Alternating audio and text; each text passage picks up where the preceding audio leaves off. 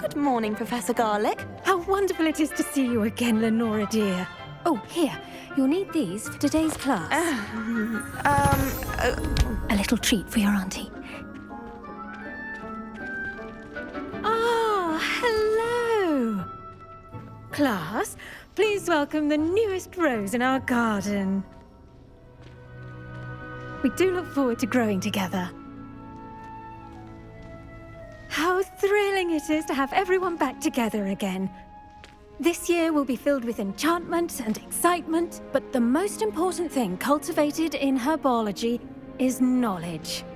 The prudent herbologist is no more afraid of the venomous tentacula than the bouncing bulb. Now then, today we will be acquainting ourselves with the mellifluous tuber known as the mandrake root. Accio. Let's see if we can't make our fibrous friends a bit more comfortable, shall we? First, let's protect our ears.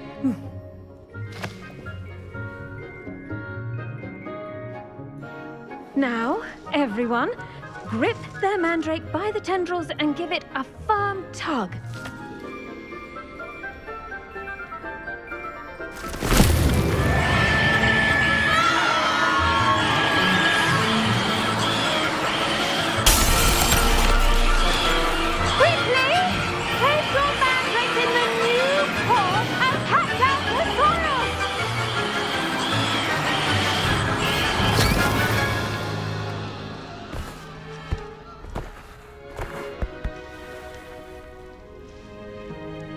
The soil should envelop the root like a warm, dirty blanket, putting the mandrake right at ease.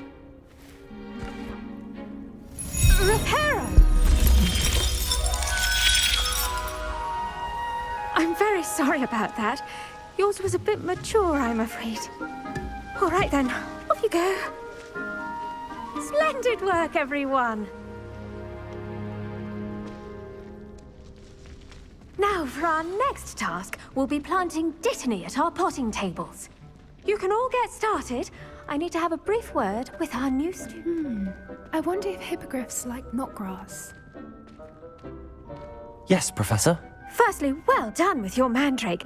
They can be rather difficult to get a grasp of. Actually, I enjoyed it. I couldn't help but catch your enthusiasm. How kind of you. It seems you're already taking to herbology like a mandrake to fresh soil. Now, as I mentioned, next we'll be planting dittany. Let us find you some seeds. I already have some, Professor. Picked them up in Hogsmeade. You visited the Magic Neep. Wonderful! A prepared student is bound to bloom. I've arranged for you to have your own potting table here in the classroom. Wasn't easy to spare one on such late notice. Plant the seeds there now, and you can return to harvest them later. Even with soil, sunlight, and a bit of magic, they will take time to grow. Let's see how to balance my star thistle arrangement. Niffler's fancy or rose? Dittany's restorative properties make it a vital ingredient in the Wiggenweld potion, as you all should know from Professor Sharp's class.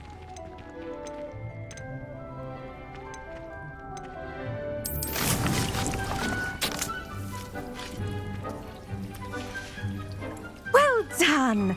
Once it can be harvested, your dittany will be ready to use in Wiggenweld potion. I'll let Professor Sharp tell you about that. Now, what say we branch out? Introduce you to a different sort of flora, the Chinese chomping cabbage. You'll find that some plants are better suited to uses outside of a cauldron. The cabbages do get testy without something to chew. Fortunately, I have a dummy for them to gnaw on. Be a dear and let them have a good chomping.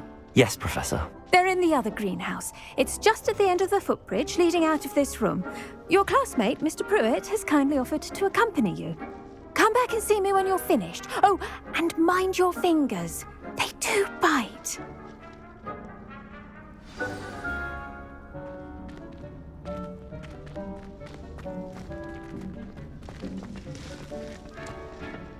Hello. Saw you on your way to Hogsmeade the other day. Nice to meet you. I'm Leander. I'll be showing you the Chinese chomping cabbages. Up these stairs will take us there. But your lead.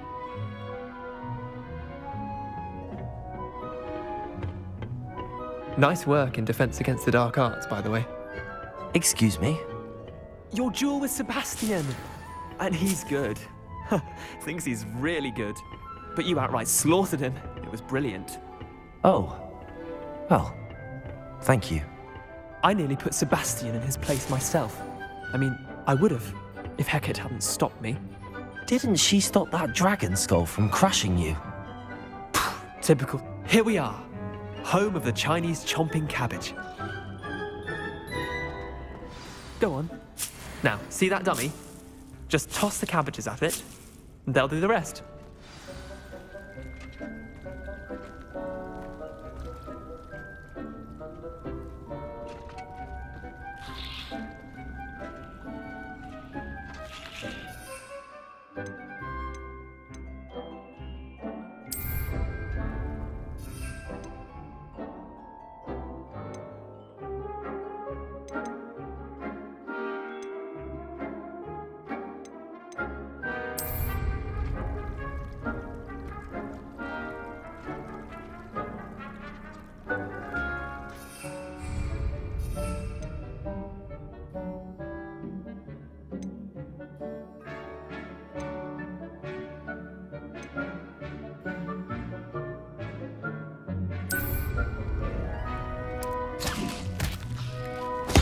Look at that!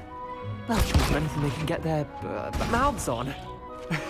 Mum planted some in her garden last year to keep the gnomes out. Did save her the de-gnoming, but they left her honking daffodils in tatters. Vicious little bastards, aren't they? My kind of plants. Not like stupid booba tubers and bouncing bulbs. The kind of plants that'd have your back in a fight. Not saying you can't go it alone, but, well, imagine that wasn't a dummy.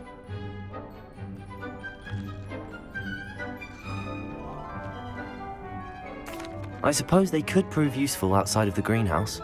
Nothing wrong with a bit of backup, even if it is from a cabbage. It's chaos out there. Trolls in Hogsmeade and such. You can't be above throwing a cruciferous vegetable if necessary. Dogweed and deathcap has more of them, if you're keen. Other plants too. Ones your parents wouldn't plant in the garden. You get the idea. Anyway, we probably ought to head back to class. Take your time. I'll see you back in class.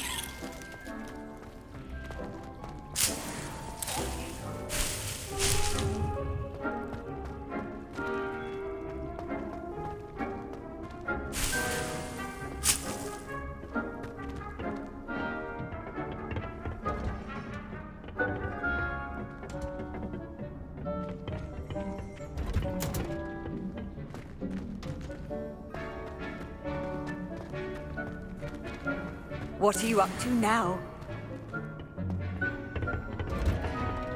Now remember, and with that helpful reminder as to why we should always wear our dragon hide gloves, I shall end our lesson here. Terribly sorry, Mr. Clopton. The best time to plant a seed is last season. The second best time is now. I do wonder about Professor Fig. He's hardly ever in his classroom. Most strange. I tended to the Chinese chomping cabbages, Professor. Remarkable plants, aren't they? I hope they weren't too much trouble. Oh, don't see any bite marks or missing digits. And good, as you do seem to be quite green-fingered. Oh, I'm eager to see your skill in the soil continue to blossom. Magical plants have so much to offer.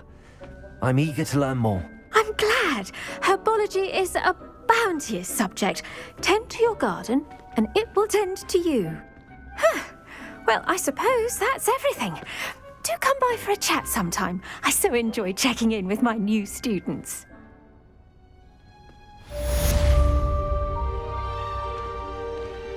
Those mandrakes are really relishing their new pots.